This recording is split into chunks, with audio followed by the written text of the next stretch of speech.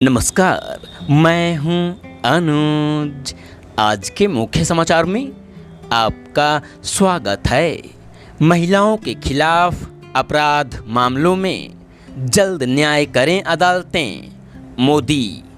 प्रधानमंत्री नरेंद्र मोदी ने महिलाओं और बच्चों के खिलाफ अपराधों पर चिंता जताते हुए न्यायपालिका से ऐसे मामलों में जल्द फैसला देने की अपील की है। जिला अदालतों के 2 दिवसीय राष्ट्रीय सम्मेलन का शुभारंभ करते हुए प्रधानमंत्री ने महिलाओं के खिलाफ अत्याचार और बच्चों की सुरक्षा को ज्वलंत मुद्दा बताते हुए इस पर गंभीर चिंता जताई।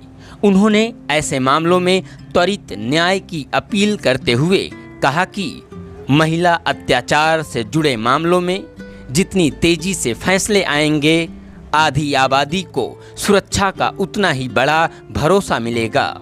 न्यायपालिका संविधान की संरक्षक मानी गई है और यह बहुत बड़ी जिम्मेदारी है। सुप्रीम कोर्ट और न्यायपालिका ने इस जिम्मेदारी का बखूबी निर्वहन करने का प्रयास किया है। इस मौके पर कानून मंत्री अर्जुन राम मेघवाल ने कहा कि जिला अदालतें हमारी न्यायपालिका का दर्पण हैं। इन्हीं के माध्यम से आम जनता अपने मन में न्यायपालिका की छवि बनाती है। पिछले 1 दशक में ईज ऑफ लिविंग के साथ साथ ईज ऑफ जस्टिस को बढ़ावा देने के सार्थक प्रयास किए गए हैं, जिसका परिणाम हमें देखने को मिल रहा है। कोलकाता में डॉक्टर से दरिंदगी की घटना के बाद से महिला सुरक्षा का मुद्दा गर्म है। इस बीच पीएम मोदी का देश भर के न्यायाधीशों से महिलाओं के खिलाफ अपराध में त्वरित न्याय की अपील करना महत्वपूर्ण है।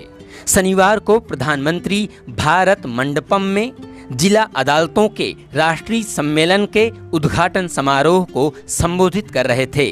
इस सम्मेलन में देश भर की जिला अदालतों के 800 से ज़्यादा न्यायाधीश और सभी उच्च न्यायालयों तथा सुप्रीम कोर्ट के न्यायाधीश भाग ले रहे हैं। सुप्रीम कोर्ट ने अपनी स्थापना के 75 वर्ष पूरे होने पर इस सम्मेलन का आयोजन किया है।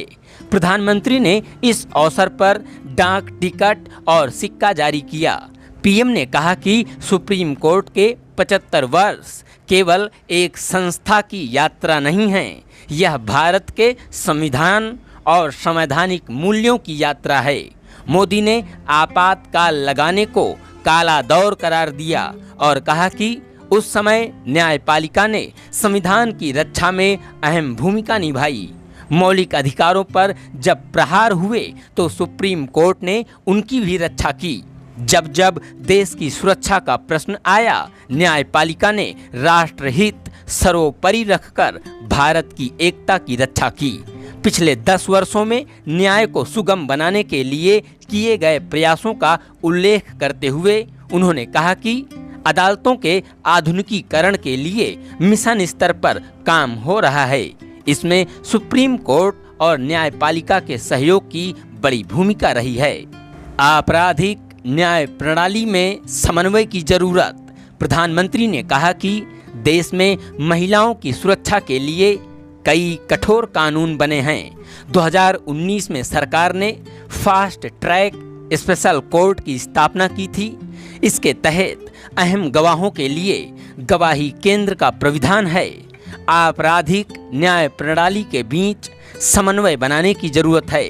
1 जुलाई से लागू हुए 3 आपराधिक कानूनों का जिक्र करते हुए उन्होंने कहा कि इन कानूनों की भावना सिटीजन फर्स्ट, डिग्निटी फर्स्ट और जस्टिस फर्स्ट है। न्याय संहिता का सोच सिर्फ सजा देना ही नहीं है, बल्कि सुरक्षा देना भी है। सीजेआई ने कहा, जिला अदालतें न्यायपालिका की रीढ़।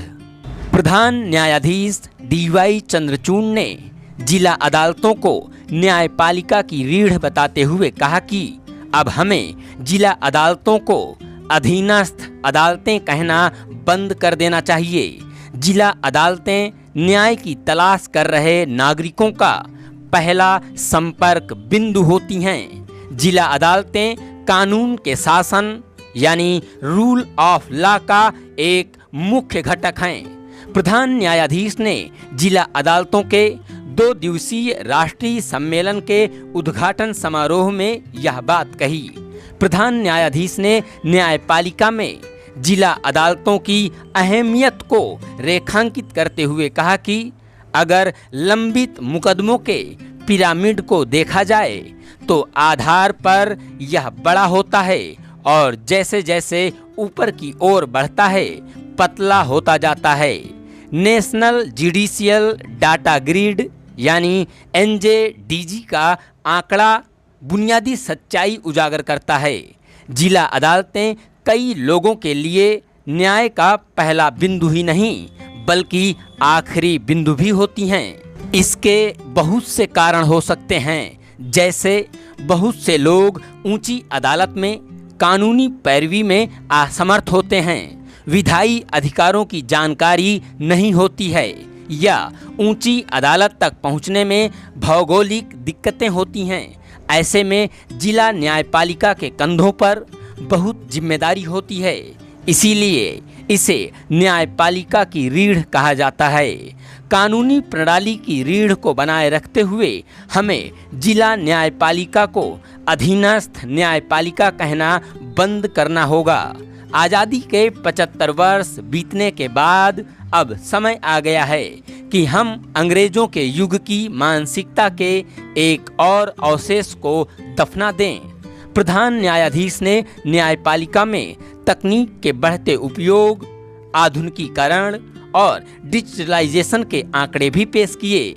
उन्होंने बताया कि 2023-24 में 46.48 करोड़ पेज कोर्ट रिकॉर्ड का डिजिटलीकरण हुआ है। नेशनल जुडिशियल डाटा ग्रिड पर देश भर में लंबित मुकदमों का रियल टाइम डाटा उपलब्ध है।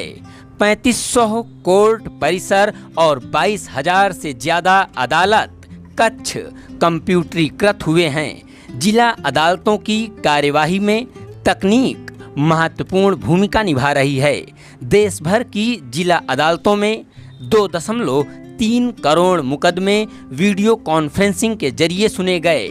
सुप्रीम कोर्ट के फैसलों का हिंदी और अन्य भाषाओं में अनुवाद हो रहा है। अब तक 73,000 फैसलों का अनुवाद हो चुका है जो सार्वजनिक हैं। प्रधान न्यायाधीश ने बताया कि न्यायपालिका में महिलाओं की संख्या लगातार बढ़ रही है। 2023 में राजस्थान में सिविल जज भर्ती में 58% महिलाएं थीं। दिल्ली में 2023 में न्यायिक अधिकारियों की नियुक्ति में 66% महिलाएं थीं।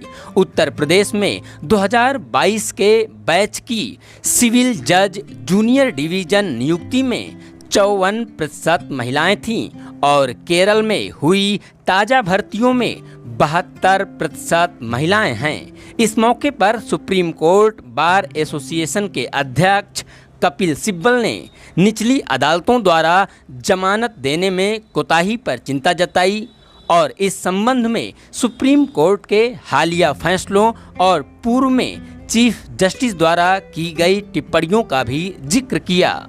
संविधान का मजाक न बनाया जाए।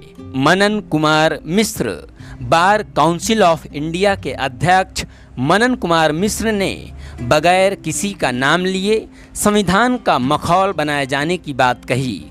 कहा कि संविधान की रक्षा करना हमारा परम कर्तव्य है। राजनीतिक लाभ के लिए संविधान का दुरुपयोग नहीं होना चाहिए। वोट के लिए अनभिज्ञ और अशिक्षित लोगों को गुमराह करने से राष्ट्र की स्थिरता को गंभीर खतरा पैदा हो रहा है। उन्होंने कहा, प्रधानमंत्री और भारत के प्रधान न्यायाधीश के हाथों में संविधान और आरक्षण सुरक्षित है। यह सुनिश्चित करना होगा कि निजी और राजनीतिक उद्देश्य से संविधान का दुरुपयोग न हो। इसी के साथ आज के समाचार समाप्त हुए। बहुत बहुत धन्यवाद।